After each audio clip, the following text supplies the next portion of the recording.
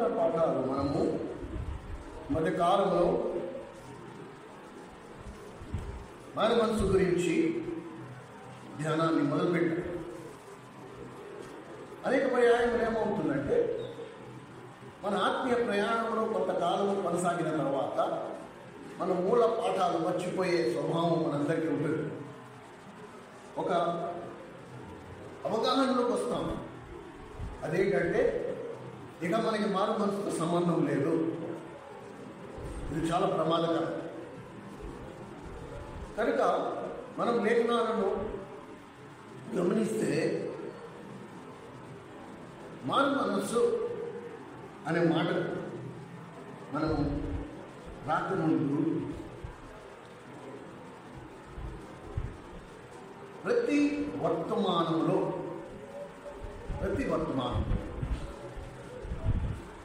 ఇంకొక మాట నేను ఇవి చాలా వింతగా ఉంటాయి. మరి ఇన్ని వేల సంవత్సరాల క్రితమే ఎందుకు ప్రభు ఇలా రాశాడు? మనిషి నైజం ఎలా ఉంటుందంటే, తనకి సుఖం కలిగించే మాటలు వినాలనుకుంటాడు. నాకేది సుఖానుభూతి కలుగు చేస్తుందో ఆ మాటలు నేను ఎక్కువ వినడానికి ఆశపడతాను. అది వాక్యానుసారం అవని, వాక్య విరుద్ధం అవని. అది వాక్యానికి విరుద్ధంగా ఉన్నా సరే, నా చెవుకి వినసొంపుగా ఉంటే నేను దాన్ని ఎన్ని గంటల సేపు అయినా వింటాను. అక్కడ నాకు దేవుడు అంటున్నాడు, అక్కడ నాకు దేవుడు భయము, దేవుడు రక్షణ, మారు మనసు ఇవేమి పనిచేయవు. ఎందుకంటే నేను వింటున్నవి నాకు వినసొంపుగా ఉన్నాయి. అలాగే ఉదయం మనము ధ్యానించుకున్న మాటలో కూడా మీరు గమనిస్తే, ఒక కాలం రాబోతోంది. ఇది ఎప్పుడు రాయబడింది? బైబిల్ లిఖించము 2000 సంవత్సరాల క్రితం ఈ మాట రాస్తాం. అప్పటికే పరిశుద్ధాత్మనికి అసలు మనల్ని సృష్టించిన వారి గురించి మనం ఏం మాట్లాడగలము? ఆయన మన వర్తమాన భూత భవిష్యత్తు కాలంలో ఎరిగిన వాడు, మనం సృష్టించిన వాడే ఆయన. కనుక మన గురించి ఆయనకి బాగా తెలుసు. అపోస్తుడైన పౌలు తిమోతికి రాస్తూ 2 తిమోతికి రాసిన పత్రికలో మీరు గమనించండి. 2 తిమోతికి రాసిన పత్రిక 4వ అధ్యాయం, తిమోతికి రాసిన 2వ పత్రిక 4వ అధ్యాయం,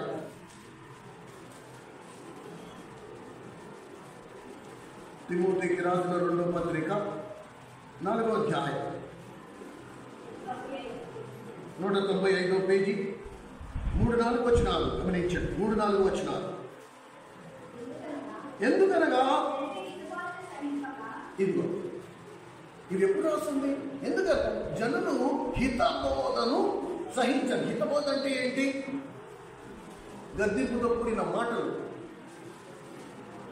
హితబోధ అనే మాటకు అర్థం ఏంటి?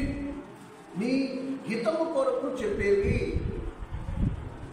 అటు పిల్లోడికి మనం చెప్పేవారు, ఒరే నువ్వు వెళ్ళొద్దురా, అటు చెడు సహవాసంలో నువ్వు తిరగద్దురా. ఇది హితబోధ. కానీ వాడికి చాలా బాధాకరంగా ఉంటుంది. ఎందుకు? వాడికి ఆ సహవాసం చాలా ప్రీతి. మనం వాడికి వద్దన్నాం అనుకో, వాడికి చేదు. హితబోధ అంటే ఏంటి? నీ క్షేమము కొరకు చెప్పబడే మాటలు హితబోధ. కానీ ఇక్కడ దేవుడు లేఖనమే రాస్తుంది.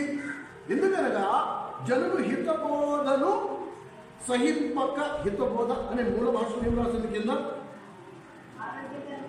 ఆరోగ్యకరమైన బోధ, ఆరోగ్యకరమైన మాటలు, నీకు ఆరోగ్యం కలిగించే మాటలు. అవి జనానికి ఎలా ఉంటుందంట? అసహ్యం. అది వినబుద్ధి కాదు, వాళ్ళు సహించలేదు ఆ మాటలు. కానీ దేవుడు ఏమంటాడు? ఈ మాటలు నీకు ఆరోగ్యకరం, నీ ఆత్మీయ ఆరోగ్యం కలిగించి. ఈ మాటలు ఎంతో ముఖ్యం. నువ్వు ఆత్మీయంగా ఎదగాలంటే ఈ మాటలు నువ్వు వినాలి. కానీ జనులప్పుడు సహించలేదు. సహింపక దురదృష్ట చెవులు గలవారై, అది తమ స్వకీయ దురాశ. ఇప్పుడు నా దురాశ ఏదైతే ఉందో దానికి అనుకూలమైన మాటలు ఎవరైనా చెప్తే, ఇప్పుడు టీవీ స్పీకర్లు ఉన్నారు, పెద్ద స్పీకర్లు. వాళ్ళు ఒక మీటింగ్ పెడితే 1,00,000 మంది ఉంటారు. ఇప్పుడు వాడు మైక్ స్టేజ్లో ఇటు అటు తిరుగుతూ వాడు చెప్తాడు, దేవుడు ఈ రోజు రాత్రి నాకు చూపించాడు, రేపు తెల్లారి నువ్వు కోటేశ్వరుడు అయిపోతావు అంటే, అబ్బా ఎవరు దేవుడు నన్ను మాట్లాడాడు, దేవుడు నాతో మాట్లాడేసి.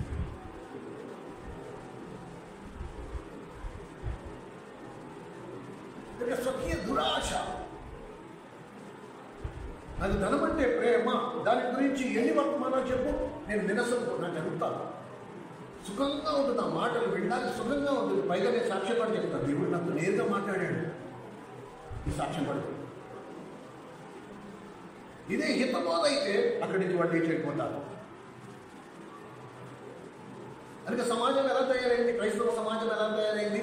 పాలు పోసేవాళ్ళు చాలా మంది తయారైపోయారు. అందరూ పాలు పోసేస్తారు, మాంసం పెట్టేవాళ్ళు ఎవ్వరు లేరు. విశ్వాసులకు కూడా ఎలా కావాలి? పాలు కావాలి, తీగా ఉంటాయి, నవల కల్లా, ఆకలేసినప్పుడు అలా గడ్డగడ్డ తాగేస్తే సరిపోద్ది, తొందరగా తాగేయచ్చు. మాంసం పెట్టి బొక్కలు పీక్కోవాలి, లాక్కోవాలి, చేతులు కడుక్కోవాలి, ఒక్కొక్కసారి జీర్ణం కాదు. పాలు అయితే ఏం లేదు, గడ్డగడ్డ తాగేయలేదు. పిల్లలు చూడండి, అరే వాడికి బలం రావాలని వాళ్ళ అమ్మ పప్పు అన్నం కలిపి పెడతామంటే వాడు అస్సలు తెలియదు. వాడికి ఏం కావాలి? పాలే కావాలి. సుఖంగా పాలైతే రపరప లాగేసి గుంజేస్తే కడుపు నిండిపోద్ది, హాయిగా ఉంటుంది. ఇదైతే నవలాలి, మింగాలి, దాని రుచి బాగలేదు, దాని టేస్ట్ బాగలేదు. పాలైతే అలాగే ఒక కాలం వచ్చింది, ఆ కాలం ఎవరు గర్భంతో కూడిన మాటలు ఇష్టపడరు. బాప్టిస్ట్ సంఘాలు ఇది రూల్. బాప్టిస్ట్ సంఘాల్లో సేవకుడి పాత్ర ఏంటి తెలుసా? సంఘ పెద్దల ముందు రోజే ఒక తెల్ల కాగితం మీద వర్తమానాన్ని రాసిస్తారు. అది చూసి ఆ వర్తమానం చదవడమే, అంతే. వాడి సొంత మాటలు ఉపయోగిస్తే వాడు పులిపెట్టి దిగంగానే వాడికి ట్రాన్స్ఫర్ ఆర్డర్ చేతులు పెట్టేస్తారు, బాబు నువ్వు బయలుదేరింకా. దేవుడు ఇలా మాట్లాడాడు, ఇలా చెప్పమన్నాడు, నేను చెప్పాను అంటే కుదరదు. అలా విశ్వాసులకు ఏ వాక్యం కావాలో వాళ్ళు నిర్ణయించి కాగితం మీద రాసి ఇచ్చేస్తారు. ఆ వాక్యం చెప్పడం పులిపెట్టి. అందుకని పౌలు తిమోతికి రాస్తూ ముందుగానే హెచ్చరించేశాడు, ఇది ఒక కాలం రాబోతుంది, ఆ కాలం మాత్రం అస్సలు ఇష్టపడరు. అసలు నువ్వు వాక్యం చెప్తే తప్పటి కొడతారు అనుకుంటున్నావేమో, అలా ఏం లేదు. చదవండి. దురాశ అనుకూలమైన బోధకు పోగు చేసుకుని సత్యమునకు చెవినియక వచ్చును. కానీ తిమోతి నువ్వేం చేయి, నువ్వేం చేయి, రెండో వచ్చు నువ్వేం చేయి, వాక్యమును ప్రకటించుము, సమయమందును అసమయమందును ప్రయాసపడుము, సంపూర్ణమైన దీర్ఘశాంతముతో ఉపదేశించుచు, ఖండించుచు, గర్దించుచు, బుద్ధి చెప్పుము.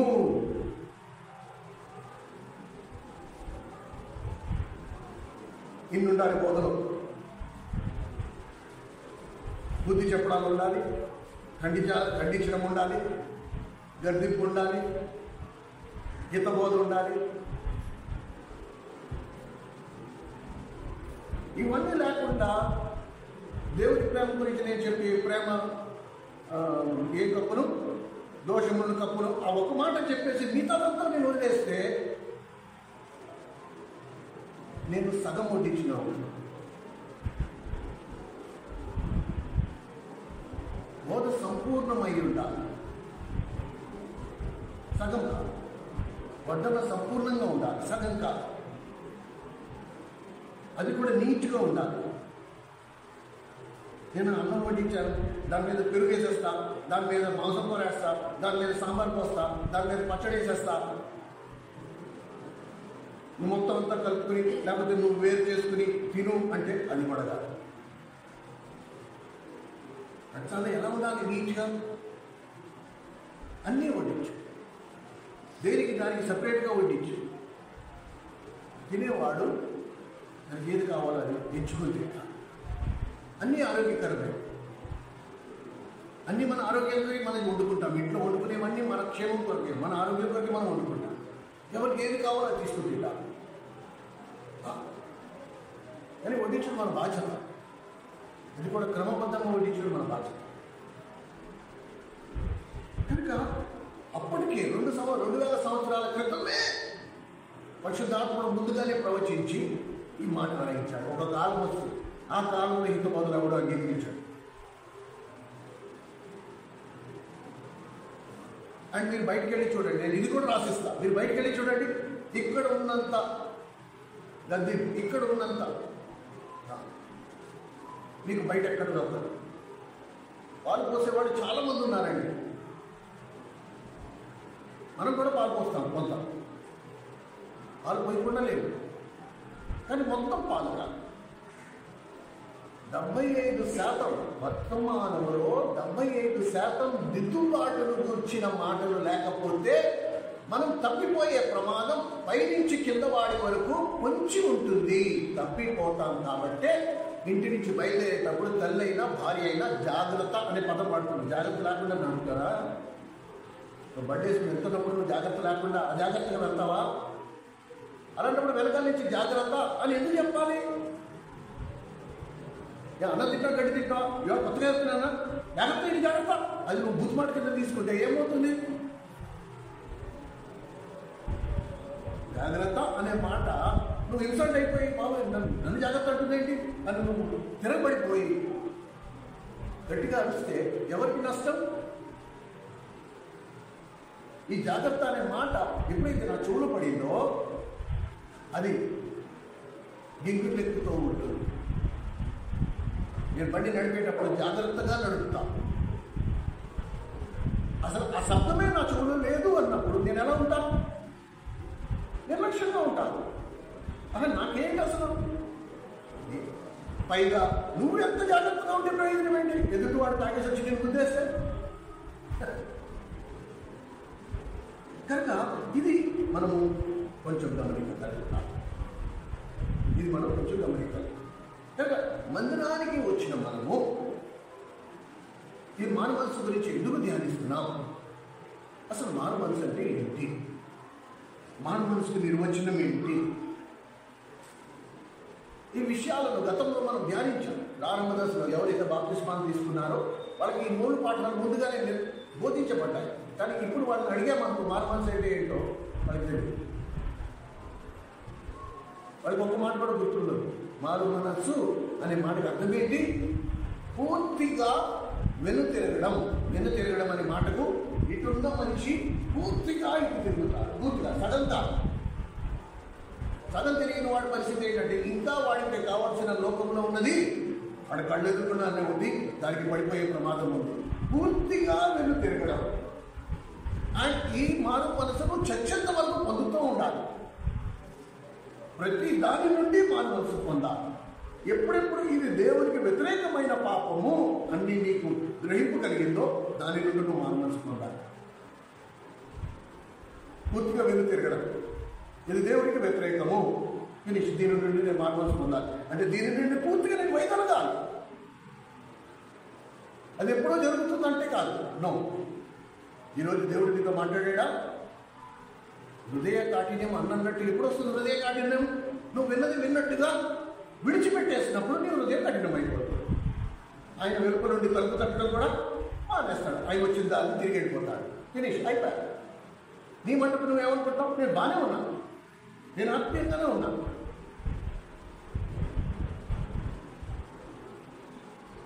తన్ను తాను యోగ్యులుగా ఎంచుకునే వారి కంటే ఈ పొరుగు వారిని నీ కంటే నువ్వు యోగ్యుడిగా ఎంచుకో.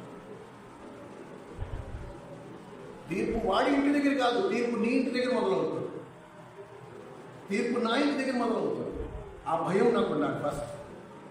మిగతా వాళ్ళు ఏమవుతారో కాదు, నాకు తీర్పు నా ఇంటి దగ్గర మొదలవుతుంది. నా మనస్సాక్షి నిర్మలంగా ఉండాలి. నా ఆత్మ నా మీద విమర్శ చేయకుండా ఉండాలి.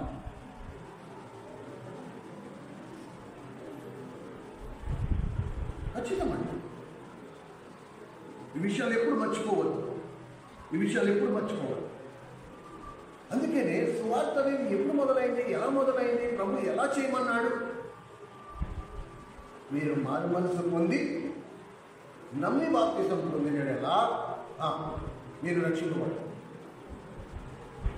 సో సువార్త విన్నవారు మారు మనసు పొంది నమ్మిన ఎడల మీరు రక్షింపబడతారు, నమ్మని వారికి శిక్ష. అయితే ఈ పరిచర్యలో, ఈ సువార్తలో అసలు మార్పు అనేదే లేదు. ఎక్కడ కూడా మీరు గమనించండి, ఈ సువార్తలో ఎక్కడ మార్పు లేదు. మారు మనస్సు గురించి బోధలో ఎక్కడా మార్పు లేదు. బాప్తిసమిచ్చి యోహాను దగ్గర మొదలైంది, అందరూ అంతటా మారు మనసు పొందవలెను. ఎప్పుడైతే బాప్తిసమిచ్చి యోహాను అక్కడ ఎక్కడ చెరసాలలో వేశారు, చూడండి, చాలా ఆశ్చర్యంగా ఉంటుంది. బహుశా ఈ మాటలు మనం చదువుకున్నైనా సరే మన ఆలోచన విధానాన్ని మనం మార్చుకుందాం. చూడండి, మార్కు సువార్త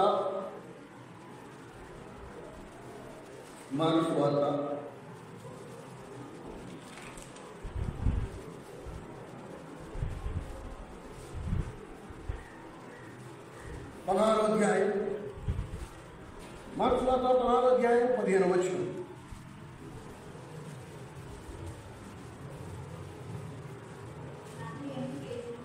నలభై 48వ పేజీ, మార్కు సువార్త 16వ అధ్యాయం 15వ వచనం. మరియు మీరు సర్వలోకములకు వెళ్ళి సువార్త ప్రకటించుడి.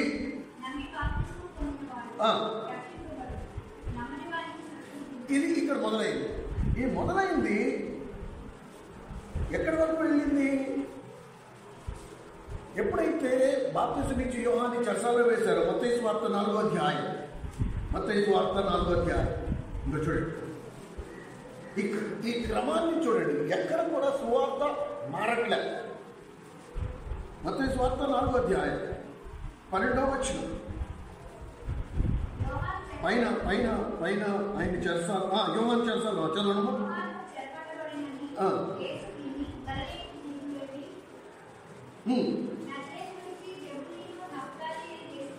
17వ వచనం. అప్పటి నుండి అంటే ఎప్పటి నుండి? యోహాను చెరసాలలో వేయబడ దినము నుండి, అప్పటి నుండి యేసు పరలోకరాజ్యము సమీపించుచున్నది గనక మారు మనసు పొందుడని. గత సువార్తలు ఎక్కడ మాట్లాడు? బాప్తిసమిచ్చి యోహాను ఏం బోధించాడో యేసుక్రీస్తు ప్రభు కూడా అందరినీ మారు మనసు పొందమంటున్నాడు. మళ్ళా చెప్తున్నా, మారు మనసు అనే మాటకి అర్థం ఏంటి? ఇది ఎప్పుడు మర్చిపోకూడదు. మీరు ఇక్కడ శాశ్వతంగా మీ మనసులో ఉండాలి. మారు మనసు పొందావా? చాలా మంది మాట్లాడుతుంటారు, మారు మనసు పొందారా మీరు? మారు మనసు అంటే ఏంటి? ఇంతకు ముందర నా ముందర లోకం ఉండేది, ఇంతకు ముందర నా కళ్ళ ముందర నా పాపం ఉండేది, ఇంతకు ముందర నా దురాశలు ఉండేది, నా స్వార్థం ఉండేది. ఇప్పుడు నేను మారు మనసు పొందాను. ఇప్పుడు నా ముందర ఎవరున్నాను? నా ప్రభువు ఉన్నాడు. ఇంతకు ముందర వీటి కొరకు నేను నా ప్రభువుని ఎలా వదులుకున్నానో, వీటి కొరకు ఎలాగ నేను పరుగులెత్తానో, నా మనసు వాచ కర్మణ వీటి మీద ఎలా పెట్టుబడి పెట్టానో, వీటి కొరకు ఎంత దిగజారిపోవాలన్నా దిగజారిపోయానో, వీటి కొరకు ఎంత ఆసక్తి కలిగి ఉన్నానో, ఎంత ఎదురుచూపు కలిగి ఉన్నానో, ఇప్పుడు నేను మానవంచు పొందిన తర్వాత నా ప్రభు పట్ల నాకు ఆసక్తి ఉంటుంది, నా ప్రభు పట్ల నాకు ఎదురుచూపు ఉంటుంది, నా ప్రభు పట్ల నేను పరుగులెత్తాలి, నా మదుపు నా ప్రభు మీద ఉండాలి. వీటి ఇది మారు మనసు.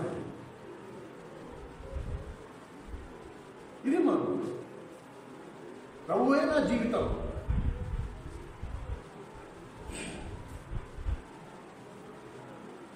నేను లోకంలో ఉన్నాను కానీ లోకం కోసం లేదు. లోకంలో ఉన్నాను కానీ లోకం కోసం లేదు. జీవితం ఎలా ఉండాలి? సముద్రంలో ఓడలాగా ఉండాలి.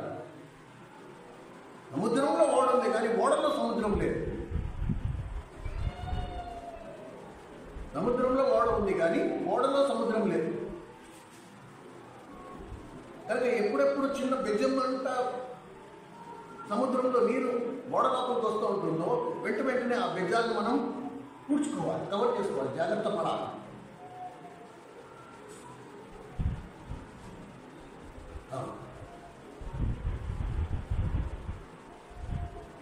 కనుక ఈ మారు మనసు కొని ఇప్పుడు యేసు ప్రభు కాలం అయిపోయింది, అపోస్తలుల కాలం వచ్చింది.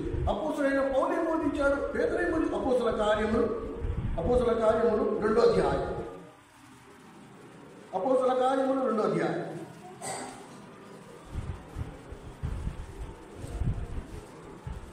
37వ వచనం. వారు ఈ మాట విని నొచ్చుకుని మేమేం చేయటమని అడుగుగా, మీరు మారు మనసు పొంది పాపక్షమాపణ నిమిత్తము ప్రతివాడు యేసుక్రీస్తు నామమున బాప్తిసం పొందినప్పుడు, ఇక ప్రతి చోట మారు మనసు అనేది ఇంపార్టెంట్. ఇది లేకుండా నీ క్రైస్తవ జీవితము లేదు. అపోస్తులైన పౌలు ఏం బోధించాడు? పేతురు గారి తర్వాత పౌలు వచ్చాడు. పౌలు గారు ఏం బోధించాడు? 20వ అధ్యాయం అపోస్తుల కార్యములు 20వ అధ్యాయం. అపోస్తుల కార్యములు 20వ అధ్యాయం 18వ వచనం నుండి 123వ పేజీ, 123వ పేజీ, కొత్త నిబంధనలు 123వ పేజీ. అపోస్తుల కార్యములు 20వ అధ్యాయం 18వ వచనం.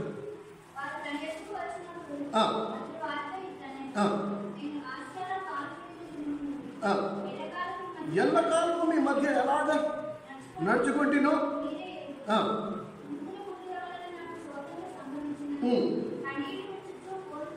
పౌలు 3 సంవత్సరాలు, ఒకరోజు కాదండి, జాగ్రత్తగా గమనించండి. ఇప్పుడు మనం చదువుతున్న అంశంలో పౌలు 3 సంవత్సరాలు ఏ వర్తమానం బోధించాడు చూడండి, జాగ్రత్తగా గమనించండి. 3 సంవత్సరాలు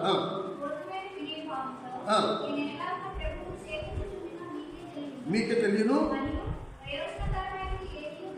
దాచుకొనక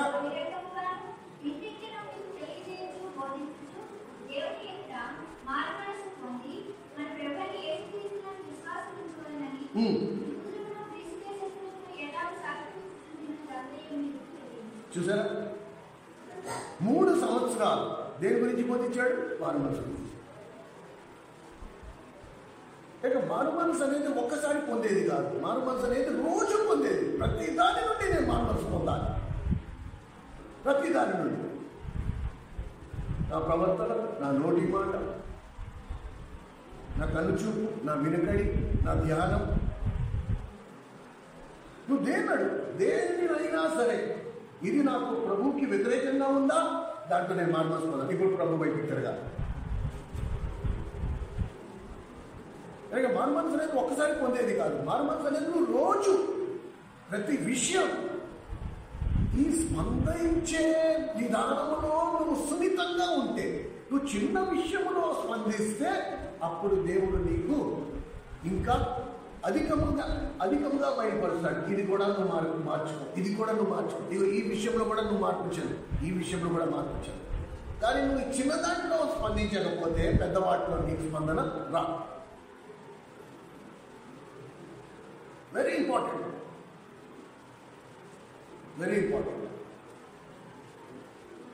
కనుక నీ నా ప్రార్థన ఏమై ఉండాలి? ప్రభువా, నీకు వ్యతిరేకమైన ప్రతి చిన్న విషయంలో నేను మారు మనసు పొందాలి. కాబట్టి నా మనోనేత్రాన్ని కలిగింపచ్చే, నేను స్పందించే మనసు నాకు దయచి. క్రీస్తు యేసున కలిగిన ఈ మనసు మీరును కలిగి.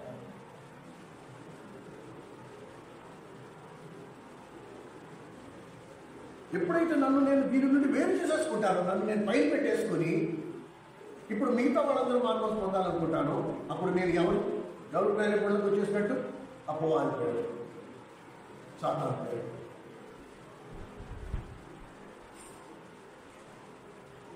నేను అధికారాన్ని తిరస్కరించాను, దేవుని అధికారాన్ని తిరస్కరించాను, వాటన్నిటిని నేను అతీతున్నను, నాకు మారు మనసు అవసరం లేదనుకున్నాను. అంతే. ఆ బోధలో ఉన్న సారాన్ని నువ్వు కోల్పోయావు. ఫినిష్. దేవుడు తలుపు తట్టే ఆ శబ్దాన్ని నువ్వు విని కూడా నిర్లక్ష్య పెట్టేశావు. దేవుడు అక్కడికి వెళ్ళిపోయాడు. ఇప్పుడు నువ్వు ఏడ్చి గీ పెట్టినా తిరిగి రాదు. అందుకని ఏమంటాం? మీరు మందిరానికి వచ్చినప్పుడు శ్రద్ధ కలిగి దైవభక్తితో దేవుని వాక్యాన్ని శ్రద్ధగా వినండి. ఎందుకు అలా అంటామంటే, దేవుడు నీ తలుపు తట్టుతున్న శబ్దము నీకు స్పష్టంగా వినపడాలి. నువ్వు వెంటనే తలుపు తీసిన ఎడల ఆ ప్రభు లోపలికి వచ్చి నీతో సహవాసం ఉంటాడు. నువ్వు తలుపు తీయకపోవడం అనే మాటకు అర్థం ఏంటి? కృష్ణ బిడ్డే కదా నువ్వు తీయడానికి. నువ్వు ఆ గద్దింపే వెళ్ళా, తలుపు తట్టడమే వెళ్ళా, నువ్వు తలుపు తీయలే. ఆయన లోపలికి రాలా, నువ్వు లోపల ఉన్నావు, ఆయన బయట ఉన్నాడు. లోపల ఉండి ఏమని ప్రార్థన చేయాలి? ఎక్కడ ఇద్దరు ముగ్గురు నామలు కూడిద్దరు వారి మధ్యలో ఉంటారని సెలవిచ్చావు దేవుడా, నువ్వు ఇక్కడ ఉన్నావు. కానీ వాస్తవం ఆయన ఎక్కడున్నాడు? బయట ఉండి తలుపు తడుతున్నాడు. నువ్వు లోపల కూర్చొని ప్రార్థన చేస్తున్నావు. నీ చుట్టూ గిరగీసేసుకుని, నీ చుట్టూ ఒక గోడ కట్టేసుకుని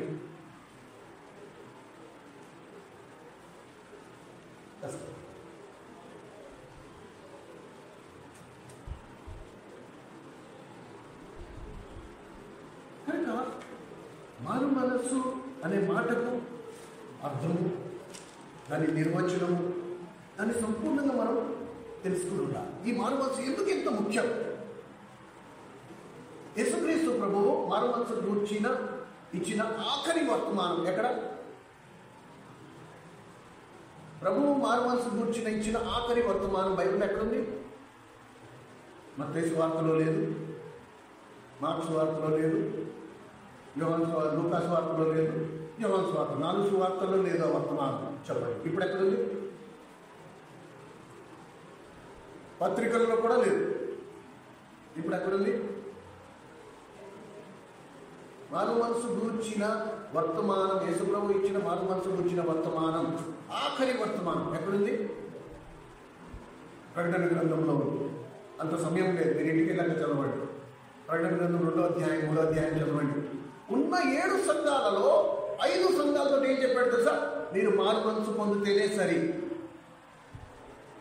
కేవలం 2 సంఘాలు, స్ముర్నా సంఘము, ఫిలదెల్ఫియా సంఘం, వీటికి మారు మనసు గురించి చెప్పలేదు. ఎందుకు చెప్పలేదు?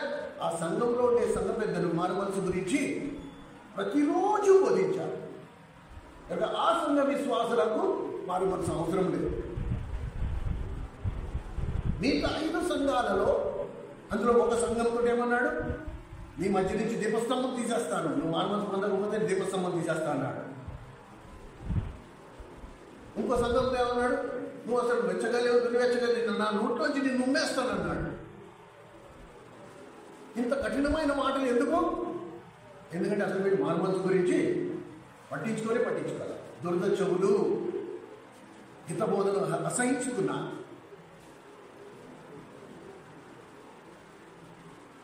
అండ్ వెళ్తా ప్రభు ఆఖరి వర్తమానంలో ఇచ్చిన హెచ్చరిక ఏంటి?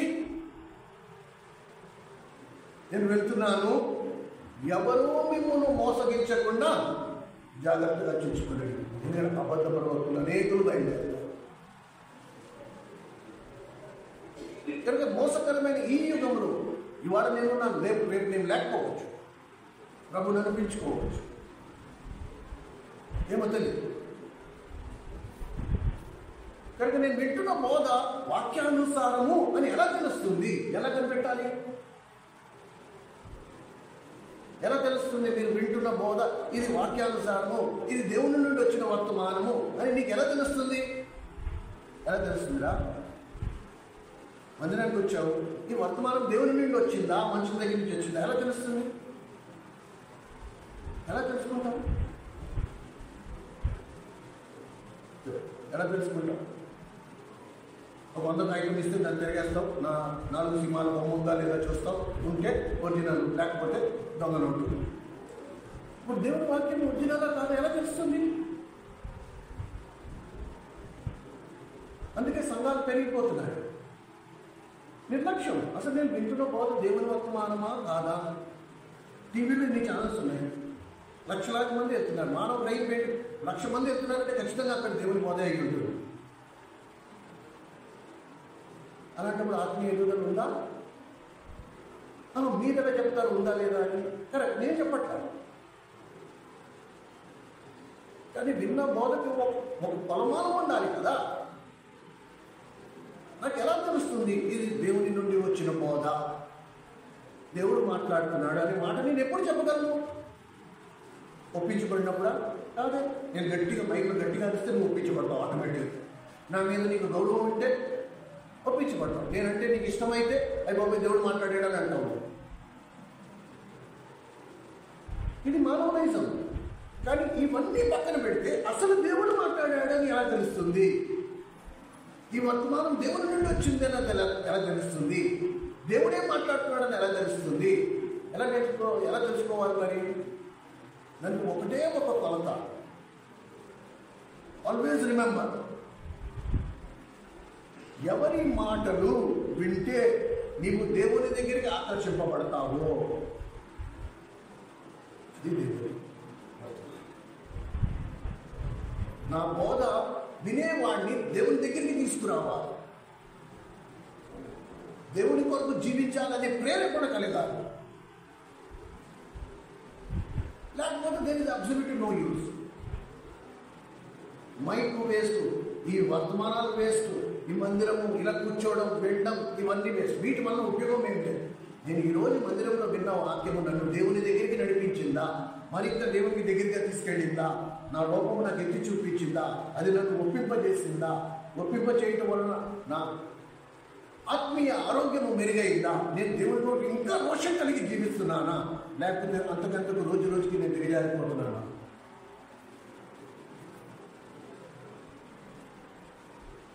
బైబిల్ గ్రంథంలో కొంత లూకాసు వార్తలో టైం అయిపోతుంది. లూకాసు వార్త ఏంటంటే నాతో కలిసి సమకూర్చని వాడు నాకు చెదరగొడతాడు. దేవుడు నుండి వచ్చేది ఏం చేస్తుందంటే దేవుని దగ్గరికి ఆ గొర్రెలన్నింటినీ పోగు చేసి ఎక్కడ తీసుకొస్తుంది? ప్రభు దగ్గర తీసుకొస్తుంది. ఇది కొలత. దేవుని వర్తమానమా కాదా అని ఎలా తెలుస్తుంది? లేకపోతే చెప్పారు అన్నమాట. సింపుల్. నువ్వు ఎక్కడికైనా వెళ్ళు, ఏ సంఘానికైనా వెళ్ళు. ఆ సంఘానికి వెళ్ళకూడదు, ఈ సంఘానికి వెళ్ళొచ్చు, అక్కడికి వెళ్ళకూడదు అని లేదు. నీకు ఎక్కడ కూడా సరైన సంఘం దొరకదు. ఒకవేళ నిజంగా నీకు సరైన సంఘం, ఆత్మానుసారమైన సంఘం దొరికినా నువ్వు అక్కడికి వెళ్తే ఆ సంఘం చెడిపోతుంది.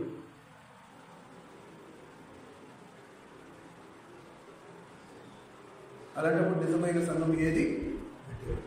ఏ సంఘంలో నేను విన్న వర్తమానం నన్ను దేవునికి దగ్గరగా చేరుస్తుందో అది దేవుని వర్తమానం.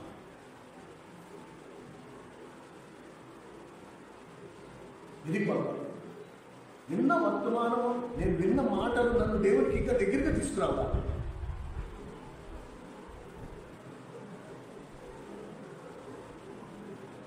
అది నిజమైన వర్తమానం. కానీ అది నన్ను దేవుని దగ్గరగా తీసుకురాలేదు, దేవునికి దూరం చేసింది, మనుషులకి దూరం చేస్తుంది. దాన్ని నువ్వు చాలా జాగ్రత్తగా ఉండాలి. అట్టి బోధల నుండి, అట్టి వ్యక్తుల నుండి నిన్ను నువ్వు కాపాడుకోవాలి.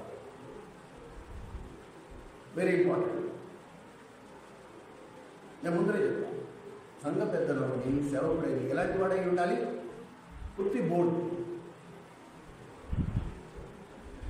దగ్గర ఒక బోర్డు రాస్తుంది, అడవి కొలను కింద ఒక బాణం గుర్తుంటుంది, ఆ బోర్డు నాటి అంతే. దేవునికి దగ్గరగా వచ్చే నేమ్ ప్లేట్ లాగా ఉండాలి. ఇక్కడ నిలబడిన వాడు ఈ వ్యక్తిని చూసినప్పుడల్లా నువ్వు దేవుని దగ్గరికి వెళ్ళే మార్గాన్ని నువ్వు కనుక్కునే స్థితిలో ఉండాలి అంతే. ఈ వ్యక్తిని చూసే మార్గం నో. ఒకవేళ నీ ప్రయాణం ఈ నేమ్ ప్లేట్ దగ్గరకు వచ్చి ఇక్కడ ఆగిపోయింది, ఈ నేమ్ ప్లేట్ దగ్గర నువ్వు కూర్చున్నావంటే ఇది నువ్వు మోసపోయినట్టు. ఎవరు కూడా అడుగుతుండే దాని బాణం గుర్తు ఇలా ఉంది, నేను ఇక్కడే కూర్చుంటాను, అడుగులు వస్తుందని కూడా బుద్ధిపడతాడు. అడుగులు కాదు, నేనే అడుగులు కదా. ఈ బోధ కూడా అంతే. అర్థమైందా? కానీ మారు మనసు దగ్గరికి వద్దాం. మళ్ళీ ఈ మారు మనసు గురించి మనము ధ్యానించే ముందు అసలు పాపానికి నిర్వచనం, దేని నుండి మారు మనసు పొందాలి? పాపము నుండినే మారు మనసు పొందాలి. అసలు పాపం ఎలా వచ్చింది? సృష్టిలో అసలు పాపం ఎక్కడి నుంచి మొదలైంది? ఇందాక చెప్పినట్టు సృష్టించబడిన ప్రధాన దూత సృష్టికర్త అయిన దేవుని అధికారాన్ని వ్యతిరేకించాడు. అక్కడ మొదలైంది. లేఖనం ఏం చెప్తుంది? రోమా 3:23 అని చెప్పినట్టు ఏ భేదము లేదు, అందరూ పాపము చేసి దేవుని మహిమను పొందలేకపోతే. ఏ భేదము లేదు, అందరూ పాపం చేసి, అందరూ నిస్సందేహం అందరూ పాపము చేసి దేవుని మహిమను పొందలేకపోతున్నారు. కరెక్ట్. ఇప్పుడు ఆ దేవుని మహిమను పొందాలంటే అసలు పాపముకు నిర్వచనం ఏంటి? చాలా మంది ఏమనుకుంటున్నారంటే, నేను వ్యభిచారం చేయట్లే కదా, నేను నరహత్య చేయట్లే కదా, కానీ నేను బాగానే ఉన్నాను, నేను పాపం చేయట్లేదు. కానీ కొత్త నిబంధనలు వచ్చిన తర్వాత ప్రభు ఏమంటున్నాడు? నీ సహోదరుని మీద నువ్వు ఇంకేం అనక్కర్లా. నువ్వు అసమాధానము ముందర వెళ్ళి నువ్వు అసలు ఏం రాస్తుంది, నువ్వు ఆ వాక్య భాగం జాగ్రత్తగా చదివించు. నీ సహోదరునికి నీ మీద అసమాధానం ఉంటే నువ్వు వెళ్ళి వానికి సమాధానం. నీకు వాడి మీద అసమాధానం కాదు, అవతల పక్క నాకు ఈ పెద్దోడి మీద అసమాధానం ఉంటే పెద్దోడు వచ్చి నాతో సమాధానం.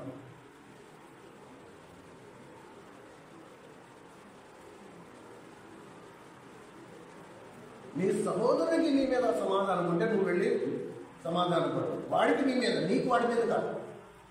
వాడికి నీ మీద ఉంటే నువ్వు వాడి దగ్గరికి వెళ్ళి సమాధానం పడాలి. చాలా వింత కదా. అదేంటి నేను వాడి దగ్గరికి వెళ్ళబెట్టి వాడికి కదా సమాధానం ఉంది, వాడు రావాలి కదా. ఇది లోకం. కానీ దేవుడు ఏమంటాడు, అలా కాదు. వాడికి నీ మీద అసమాధానం ఉంటే నువ్వు వెళ్ళి వాడి దగ్గర సమాధానం పడి.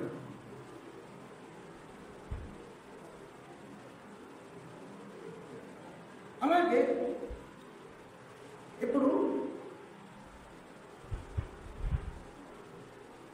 ఎప్పుడైతే నేను పెద్ద పెద్ద పాపాలు చేయట్లే కాబట్టి నేను పాపం లేని వాడిని అనుకోవడం కుదురు.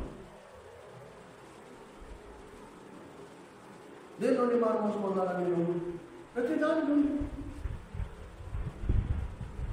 అసలు పాపానికి మూలం ఏంటి, ఎక్కడ మూలమైంది? కనుక పాపం అనుకున్న ఒక ముఖం ఏంటంటే గర్వం. సాతాను గర్వించాడు, తను తాను హెచ్చించుకున్నాడు. నేను ఉత్తర దిక్కున్న స్వభావం, నేనే దేవుడి సింహాసనం మీద వెళ్ళి కూర్చుంటే నేనే దేవుడిని అయిపోతాను అనుకున్నాను. అక్కడ మొదలైంది పాపం. ఇదే మనకు అవగాహన ఏర్పడు. నా మొగుడిని అడగడం ఏంటి, వాడికి ఎన్ని తగ్గుతున్నా నేను నాకు అదే తెలియదాడు. వాడిని ఎలా సృష్టించాడు దేవుడు, నన్ను కూడా అలాగే సృష్టించాడు. నేను వాడిని అడగడం ఏంటి? పాపం.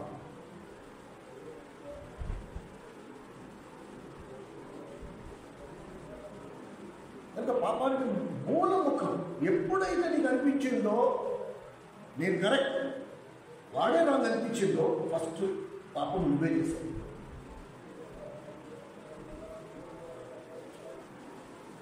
దేవుడు అహంకారాన్ని ఎదిరించి దీనులకు కృపరిస్తాడు.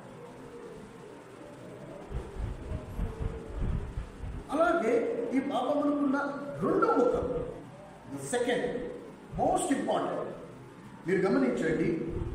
ఎప్పుడైతే నేను నా మీద ఉన్న అధికారాన్ని నేను ఎదిరిస్తాను, తిరస్కరిస్తాను, సాతాను చేసినట్టు. ఫస్ట్ సాతానికి వచ్చింది ఏంటి? గర్వం. రెండోది అధికారాన్ని తిరస్కరించడం. అవ్వ ఆదాము అధికారాన్ని తిరస్కరించింది, ఆ చెట్టు పండు తినదు. అసలు లెక్కేంటి? ఆదాము దగ్గరికి వచ్చి అడగాల్సింది, ఈ చెట్టు పండు తినాలా వద్దా అని అడిగేది ఏంటి? అది కనుక ఇలా అధికారాన్ని తిరస్కరించడం వలన మనం రెండో పాపము చేసిన వారిగా ఉంటాము. ఏమండి? రోడ్ల మీద వెళ్ళినప్పుడు నేను ఇందాక చెప్పినప్పుడు చూడండి, ట్రాఫిక్ రూల్స్ మెయింటైన్ చేయకపోతే అమ్మో నాకు ఫైన్ పడుతుందేమో భయం, అందుకని నేను మెయింటైన్ చేస్తాను. ఆ ప్రభుత్వ అధికారానికి నేను లోపడి ఉంటా, లోపడకపోతే నాకు ఫైన్ వేసేస్తానేమో భయం. ఏ ఫైన్ లేని, ఏ శిక్ష లేని ప్లేస్ ఏది? సంఘం, దేవుడు. నువ్వు దేవుడి మాట లోపడకపోయినా నీకు ఏ శిక్ష లేదు, కనుక లోపడక్క. కానీ ఎవరికి నష్టం? నీకు నీవే నష్టం చేసేసుకుంటావు. ఎక్కడ నీకు నిజంగా భయం ఉండాలో అక్కడ భయం లేకుండా అయిపోయింది. ఎందుకు చెప్తారు? అరే టైంకి రాడ్రా అని ఎందుకు అంటారండి? నువ్వు టైంకి వస్తే నాకు ఎవడైనా ఒక మీరు పరిస్తాడా? ఇస్తాడా? ఎందుకంటాము? మనం అందరం టైంకి వచ్చటం వలన మనం ఏ కనపరుస్తున్నాము? నేను ఈ అధికారానికి లోబడి ఉన్నా, నన్ను సృష్టించిన వాని అధికారానికి నేను లోబడి ఉన్నా, నేను ఆయన్ని గౌరవిస్తున్నా, నేను లేటుగా వచ్చి ఆయన్ని అవమానపరచలేదు కనుక నేను ముందు వస్తా. ఈ ప్యాషన్ తొందరగా వెళ్ళిపోవాలి, గడపలు తొందరగా వెళ్ళిపోవాలి. వాడు ఎవడో వస్తున్నాడు అన్న చెప్తూ ఉంటాడు, వాడు ఎవడో వస్తున్నాడు అని పనులు ఎత్తాలి. ఆ పనులు నేను దేవుడి మందిరానికి రావడంలో ఉండాలి, దేవుడి పని కొరకు ఉండాలి. కానీ దేవుని మందిరంలో చేరినప్పుడు ఎలా వస్తాం మనం? ఈడ్చుకుంటాం. ఎంత రివర్స్ చూడు. ఏ దేవుని యొద్ద నుండి నేను జీవం పొందుతున్నాను, ఏ దేవుని యొద్ద నుండి నేను స్వాస్థ్యం పొందుతున్నాను, ఏ దేవుని యొద్ద నుండి నేను స్వస్థత పొందుతున్నానో ఆ దేవుని దగ్గరికి వెళ్ళడానికి నాకు కాళ్ళు రావట్లే. ఈడ్చుకుంటూ వెళ్ళాలి, అయిష్టకరంగా వెళ్ళాలి. వెళ్ళినంత అక్కడ కూర్చున్నంతసేపు ఎప్పుడు ముగిస్తాడా, ఎప్పుడు నేను తొందరగా ఇంటికి వెళ్ళిపోవాలని ఆ సహవాసంగా లేనప్పుడు సంతోషం ఎక్కడికి వస్తుంది? ఈ రెండు వేరు చేసి చూసే పద్ధతి లేదు. నువ్వు మారు మనసు, విశ్వాసం. నీకు మారు మనసు లేకుండా విశ్వాసం ఉండదు, విశ్వాసం లేకుండా మారు మనసు ఉండదు. దేవుడు జతపరిచిన వాడిని ఏనాడు వేరు చేయలేడు.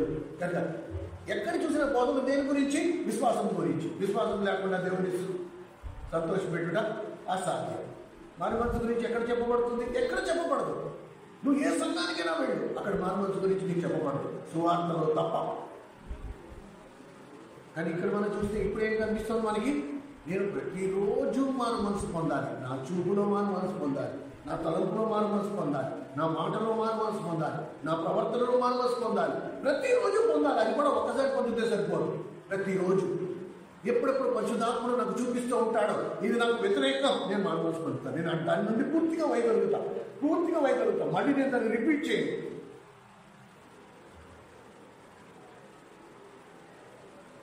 మళ్ళీ నేను దాన్ని ఇంకోసారి ఆ తప్పు నేను చేయకుండా.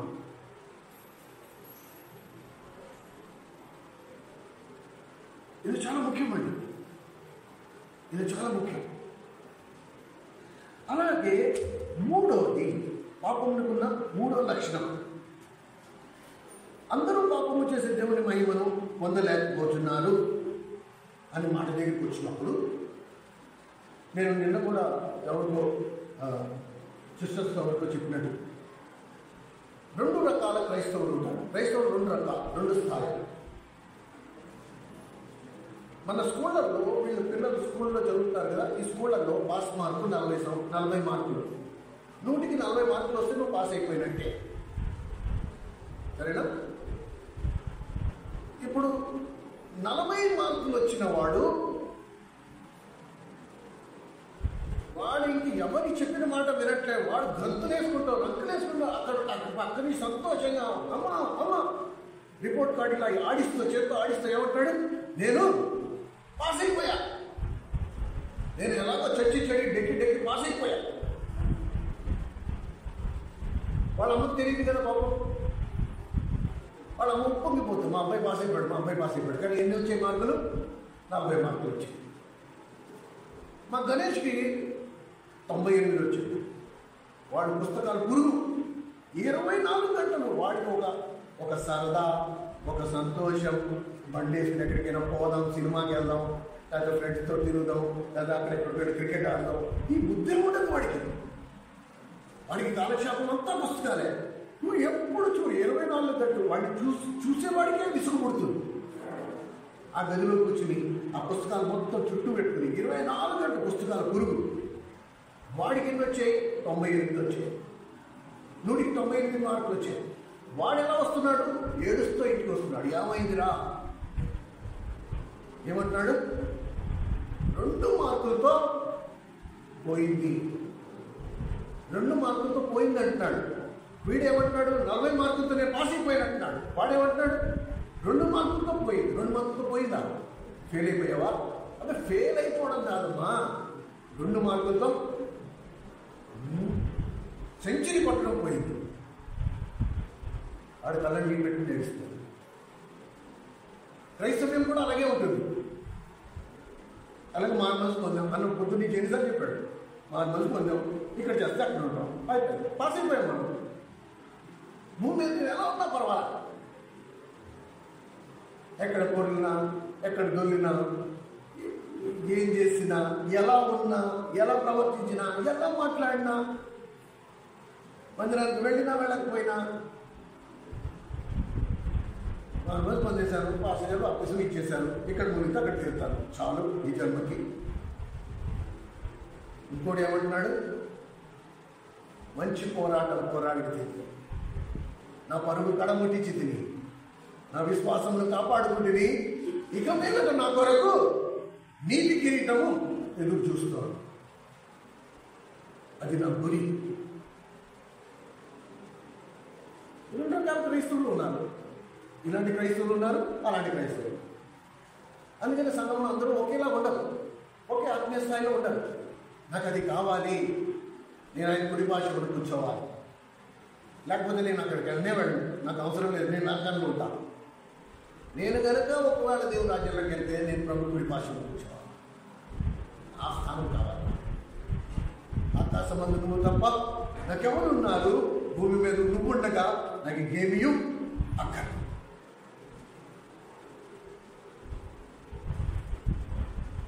ఇది అనుభవం.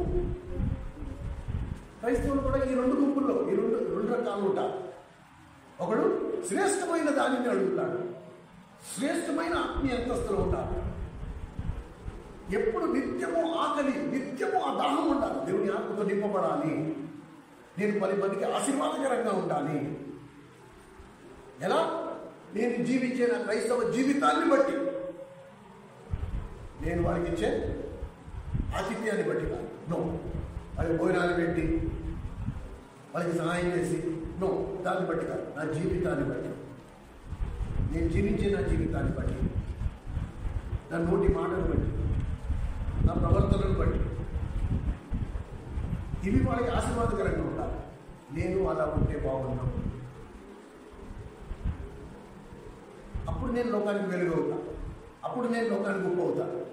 అవి లేకుండా నేను లోకానికి వెలుగు, లోకానికి ఉప్పు అని నేను చెప్పుకున్నా కాదు. ఆ ఉప్పు ఎలాంటిది? నిస్సారమైనది. అది కాళ్ళ కింద త్రొక్కబడుతుంది కానీ మరి దేనికి పనికిరాదు.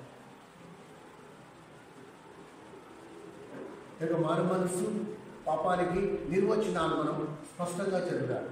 మారు మనసు అనేది రోజు పొందేది మారు మనస్సు.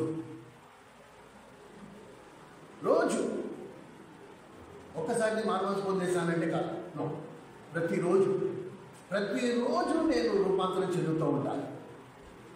ఆయన యొక్క ఈ నిరీక్షణ కలిగిన వారందరూ ఆయన ఎలాగో పరిశుద్ధుడై ఉన్నాడు, తను తాను ఆయన వచ్చే వరకు పరిశుద్ధపరుచుకుంటూ ఉంటాడు. ప్రతిరోజు ఆయన ముఖ కాంతి ప్రకాశంలోకి నిలబడి, ఆయన స్వరూపానికి వ్యతిరేకమైన ఏళ్ళు ఉన్నాయో వాటిలో నేను రూపాంతరం, వాటిలో నేను మనసు పొందుతూ దేవుని వైపు తిరుగుతూ ఆయన స్వరూపంలోకి తీసుకురాబోతు.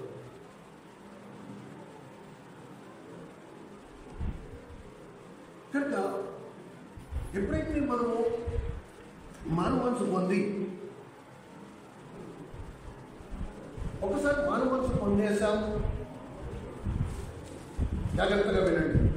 పూర్తి మానవ మనసు పొందితే సరిపోదు. నా పాపం ఏంటో నాకు తెలిసింది, ఇప్పుడు ఆ పాపం విషయంలో నేను మానవ మనసు పొందాను. దాంట్లో సరిపోద్దా అంటే సరిపోదు. మరి ఏం చేయాలి? ఇప్పుడు చేసిన తప్పును సరిదిద్దుకోవాలి. మళ్ళీ ఏదైతే తప్పు చేసేసానో, ఇప్పుడు తప్పు అనే సంగతి నాకు అర్థమైంది కదా, దేవుడు నాకు బయలుపడ్డాడు, ఇది నేను చేసింది తప్పు, ఇప్పుడు దీన్ని నేను దిద్దుకుంటూ రావాలి. లూకా సువార్త 19వ అధ్యాయం మనందరికీ సుపరిచితమైన వాక్యాంశం.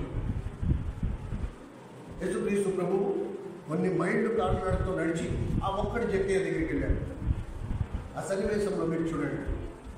8వ వచనం దగ్గరికి వచ్చేటప్పటికి, జక్కయ్య త్వరగా దిగిరా, నేను నీ ఇంటి బస చేయవలసి ఉన్నది అని అన్నప్పుడు, వాళ్ళిద్దరూ కలిసి నడుచుకున్నప్పుడు లోకం అనాల్సిన మాట లోకం అంటారు. లోకాన్ని అది మనకి సంబంధం లేదు. ఎంతోమంది ఎన్నో మాట్లాడారు, వాటిని మనం పట్టించుకుంటే మనం అసలు ముందుకు సాగలేదు. సరే, 8వ వచనం దగ్గరికి వచ్చేటప్పటికి ఏం రాస్తుంది? జక్కయ్య నిలబడి ఆగిపోయాడు. ఎదురుకుండా ఇల్లుంది, ఇంట్లోకి ఎవడైనా సరే కూడా ఇంట్లోకి తీసుకెళ్లాల్సింది పోయి జక్కయ్య అక్కడ నిలబడి అన్నాడు, నువ్వా ఈ నా ఇల్లు నేను అక్రమ సంపాదనతో కట్టాను కనుక ఎవరి దగ్గర నేను అన్యాయంగా తీసుకున్నానో వాళ్ళందరికీ వడ్డీతో సహా తిరిగి ఇచ్చేస్తాను. ఎందరైతే వాళ్ళ అడ్రస్ నాకు తెలియవో, ఎందుకంటే చాలామంది దగ్గర మోసయుక్తంగా నేను తీసేసుకున్నాను, అప్పుడు నాకు తెలియదు. ఇప్పుడు నిన్ను కళ్ళారా చూసిన తర్వాత నేను చేసింది పాపం అని నాకు అర్థమైంది కనుక ఇప్పుడు దాన్ని ఎలా సర్దించుకోవాలో ఎవరి దగ్గర నేను తీసుకున్నాను, వాడు చనిపోయాడు, వాడి కుటుంబీకులు ఇప్పుడు ఎక్కడున్నారో నాకు తెలియదు, వాళ్ళ అడ్రస్ కూడా నాకు తెలియదు. కాబట్టి దానికి 4 రెట్లు నేను ఏం చేస్తా, పేదలకు పంచిపెట్టేస్తా. ఎందుకలా? అండ్ మొత్తం బైబిల్లో ఈ ఒక్క చోటే ప్రభు నోటంటే ఆ మాట వచ్చింది, నేడు ఇంటికి రక్షణ వచ్చి ఉన్నదనే మాట. ఇంక బైబిల్లో ఎక్కడ కూడా ప్రభు ఎవరితో కూడా చెప్పలేదు.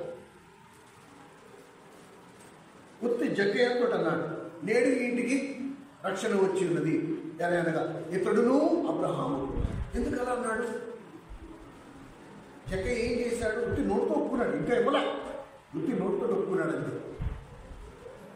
వెంటనే ఇంటికి రక్షణ ఎలా వచ్చేసింది?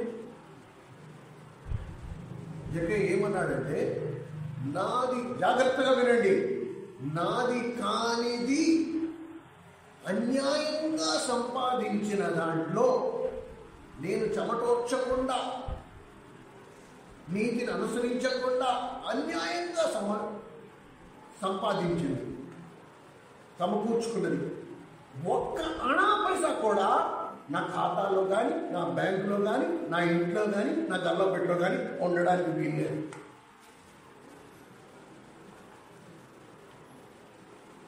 అందుకనే దేవుడు అన్నాడు, ప్రభు అన్నాడు, ఇతడు అబ్రహాం కుమారుడే.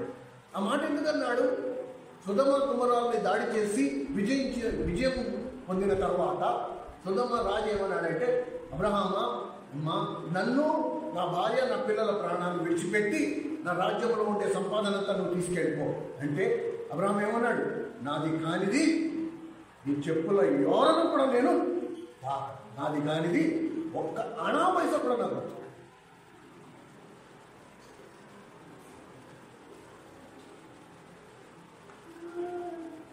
ఆ మాట విన్నాక అప్పుడు, అందుకని ప్రభు ఏమన్నాడు, జక్కయ్యకి ఎప్పుడైతే మానవలసి వచ్చిందో, ప్రభు ఈ రోజు నా దగ్గర ఉన్నదంతా కూడా నాకు దాన్ని నేను దాన్ని అన్యాయంగా సంపాదించాను,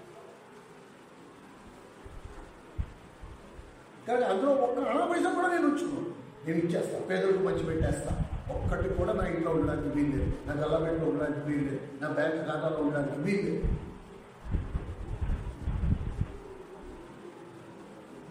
అదే మాట దేవుడు నోటంటే నువ్వు వినాలనుకుంటే అదే పద్ధతి, నీకు నచ్చినా నచ్చలేదు అదే పద్ధతి. నీది కానిది తీసేయి. విశ్వాసులందరూ ఇక్కడే కాదు, తాజా మందిరంలో కూడా నేను ఇదే బోధించాను. 3 విషయాల నుండి చాలా జాగ్రత్తగా ఉండండి. ఎవరి దగ్గర అప్పు చేయొద్దు,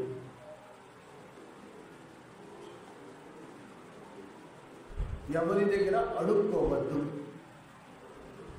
ఎవరి దగ్గర దొంగలించవద్దు, ఎవరి దగ్గర మీరు తీసుకున్నారో తిరిగి వారికి ఇచ్చేస్తే నమ్మకంగా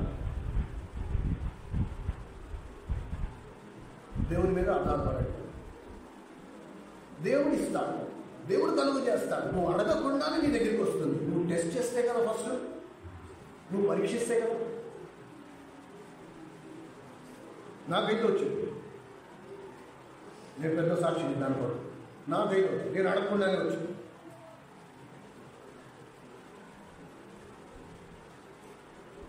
ఇంకా బెగ్, బారో అండ్ స్టీల్, ఈ 3 దయచేసి ముఖ్యంగా దేవుని బిడ్డలు ఎవ్వరికి అప్పు ఇవ్వద్దు, వడ్డీకి ఇవ్వద్దు. నీకు చేతనైందా ఊరికే, నువ్వు ఇవ్వకపోయినా నష్టం లేదు, ఇవ్వాలని దూరేం లేదు. నీకు నమ్మకం లేదు, నువ్వు ఇవ్వద్దు, కానీ వడ్డీకి మాత్రం ఇవ్వద్దు.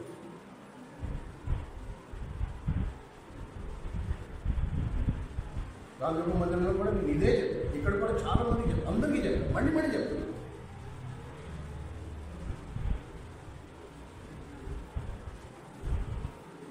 అప్పుడే ప్రభువు మాట్లాడతాడు, నేడు ఇంటికి రక్షించు. నాకు అందుకంటే పెద్ద ఎగ్జాంపుల్ జక్కయ్య. ఇంకా చేయలే జక్కయ్య, ఇంకా ఎవరికి వెళ్ళి ఇవ్వలే, నోటితో తీర్మానించుకున్నాడు. ప్రభు ఎదుట ఎవరు అబద్ధం చెప్పలేదు. జక్కయ్య మాట అన్నాడు అంతే. నేను నా కీర్తనకారుడు 139వ కీర్తనలో ఏమంటాడు? నేను నా పాపము ఒప్పుకుంటానని అనుకుంటుని ఆయన నా పాపములు క్షమించేశాడు. నేను ఇంకా ఒప్పుకుంటాను అనుకున్నా, క్షమించడానికి సిద్ధ మనసు కలిగిన దేవుడు ఆయన. నువ్వు మొదలు పెట్టాలి కదా ఎక్కడో ఎక్కడొక్కడ మొదలు పెట్టాలి కదా.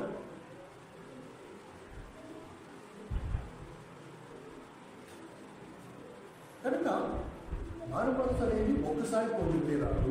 మారు మనసు అనేది నువ్వు చర్చకు వరకు ప్రతి దాంట్లో ఎంతవరకు మారు మనసు, ఎంతవరకు నీ స్వరూపము పూర్తిగా క్రీస్తు స్వరూపంలోకి రూపాంతరం చెందదు, ఎంతవరకు ప్రభు స్వరూపము పూర్తిగా నాలోకి రాదో అంతవరకు నేను ప్రతిరోజు మారు మనసు పొందుతూనే ఉండాలి. అన్ని విషయాల్లో మారు మనసు పొందాలి. ఏ విషయంలో దేవుడు మన నాకు చూపిస్తాడో ఆ విషయాల్లో నేను మారు మనసు పొందుతూ ఉంటాను. మారు మనసు అనే మాటకు మళ్ళీ చెప్తున్నా, పూర్తిగా నా పాపము నుండి దేవుని వైపుకు తిరగడం. 100% సగం కాదు, సగం దేవుడు సగం అది నో, పూర్తిగా 100% అలాగైతేనే నువ్వు ప్రభువు నోటంట ఆ మాట నీకు వినబడుతుంది, నేడు ఇంటికి రక్షణ వచ్చు. నాకు అక్కర్లేదు అనుకుంటే ఏ గొడవలు నీ ఇష్టం వచ్చినట్టు ఉండొచ్చు. దేవునికి ఎవరికి చెప్పారు కదా, వృత్తి సంఘం ఒక్కటే. నువ్వు అధికారానికి లోపడకపోయినా ఏ శిక్ష లేదు. నేను బాగుండాలి, నా ఇంటల పాది రక్షింపబడాలి, నా కడుపులో నుంచి జీవజలకు నదులు ప్రవహించి అనేకులకు జీవం కలుగు చేయాలి అన్నప్పుడు ఇదే పాఠం. నేను దేవుని మార్గంలోకి వెళ్ళాలి కానీ దేవుడు నా మార్గంలోకి రాడు. ప్రార్థన చేసుకుందాం. తెచ్చేసి మొక్కటి